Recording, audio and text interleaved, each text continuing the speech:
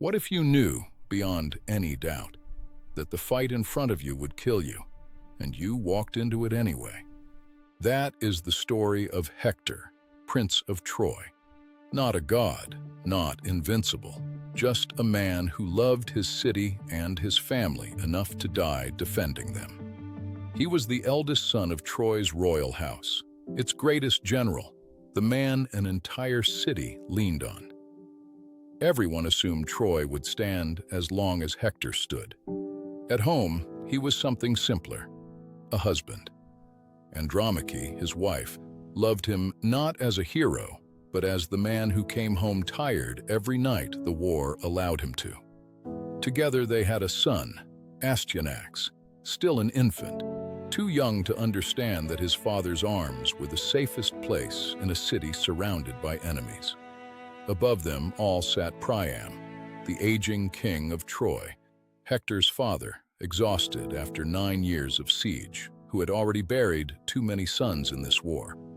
The war itself had started because of Hector's younger brother, Paris, a charming, reckless prince who had taken a foreign queen named Helen and brought an army to Troy's shores in return. 9 long years of fighting followed. Hector never asked for this war, but he was the one who had to keep fighting it, cleaning up a mess his brother's choice had caused. On the other side of that battlefield stood the Greeks' deadliest weapon, Achilles. Fast, ferocious, said to be nearly unkillable. Every Trojan feared the day they'd have to face him directly. Achilles' closest companion was Patroclus, an older, steadier warrior who had grown up alongside him. Where Achilles burned with pride, Patroclus was the one who kept him grounded. For years, the war had ground on in bloody stalemate. Neither side could finish it until a bitter argument changed everything. Insulted by the Greek high king, Achilles refused to fight anymore. He withdrew to his tent, letting the rest of the Greek army bleed without him, a personal grudge with terrible consequences. With their greatest warrior gone, the Greeks began to crumble. Hector saw his chance and seized it, leading the Trojans in a furious counterattack. Hector pushed the Greeks all the way back to their own ships and set them ablaze. For one incredible moment, it looked like Troy might actually win this war. Desperate to save the Greeks without Achilles actually returning, Patroclus begged to borrow his friend's armor and lead the counterattack himself, pretending to be Achilles to scare the Trojans back.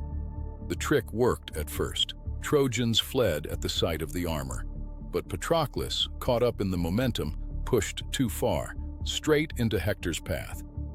Hector, believing he finally faced the legendary Achilles himself, fought Patroclus in single combat and struck him down, not realizing who was truly beneath that borrowed armor. Patroclus falls. Hector took the armor as a battlefield trophy, a mark of victory. He had no idea he had just made an enemy who would never rest until Hector himself was dead. When word reached Achilles that his closest friend was dead, killed by Hector's spear, something in him broke completely. Grief turned instantly into a rage that would reshape the entire war. Achilles swore he would return to the battlefield for one purpose only: to find Hector and make him pay. His pride, his feud, all of it vanished. Only vengeance remained. News of this reached Troy fast, and fear spread through the city like fire. Everyone understood what it meant. The one man who could stop Hector was now coming for him personally. Andromache begged her husband to stay inside the walls, to let others fight, to think of their son. She had heard enough about Achilles to know exactly what an unarmored heart risks against him. Hector was torn. He loved his wife, adored his son, but he was also the shield the entire city stood behind. If he hid, who would hold the line tomorrow and the day after that? In the end, Hector chose duty. Not because he didn't love his family, but because he believed a man who ran now would have nothing worth protecting them with later. Before he left, Hector reached for his infant son one last time, and the boy screamed, terrified of the tall horsehair plume on his father's helmet. Hector laughed softly, removed it, and held him until he calmed. Meanwhile, Achilles tore across the battlefield like something no longer human. Trojan soldiers who had held the line for years broke and ran the moment they saw him coming. From the walls, King Priam himself called down to his son, begging him to come inside before it was too late. He had already lost so many sons to this war. He could not bear to lose this one too.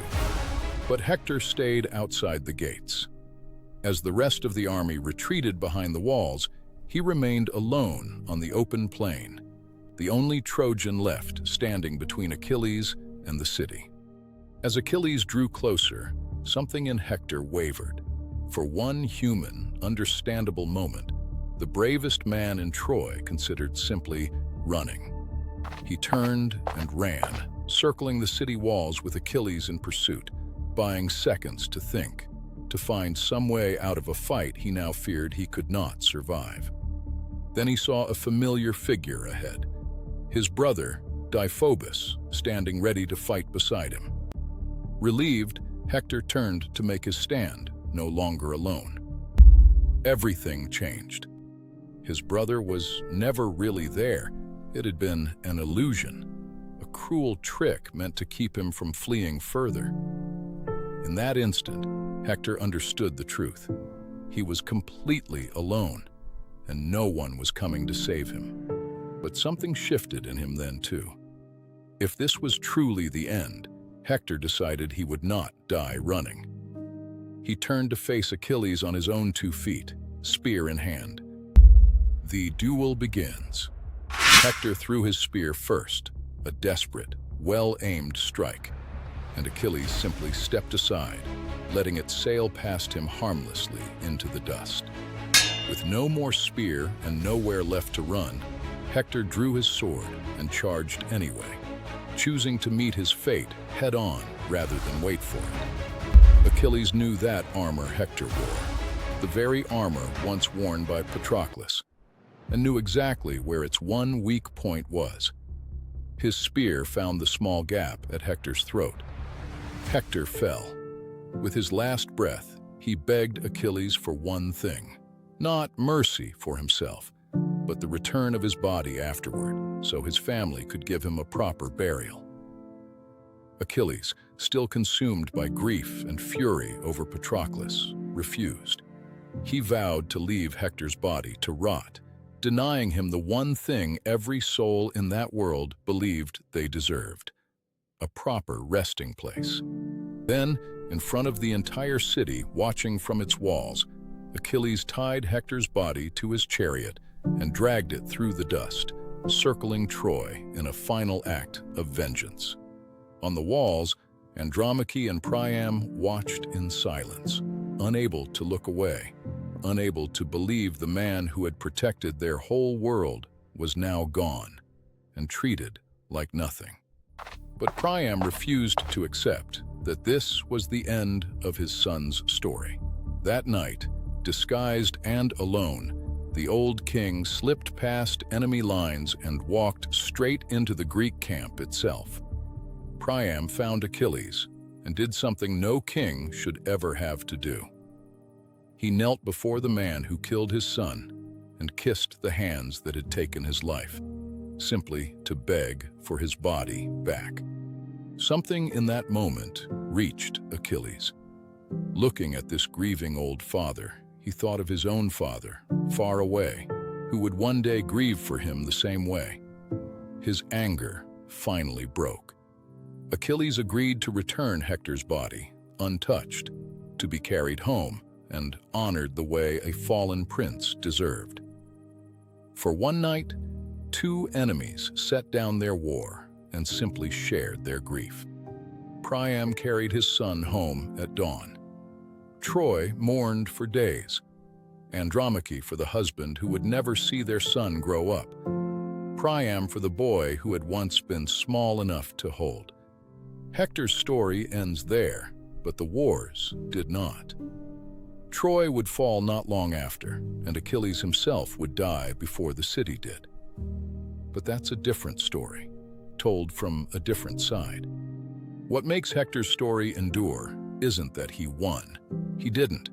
It's that he walked out to face a fight he knew he would lose, because the people behind those walls mattered more to him than his own life.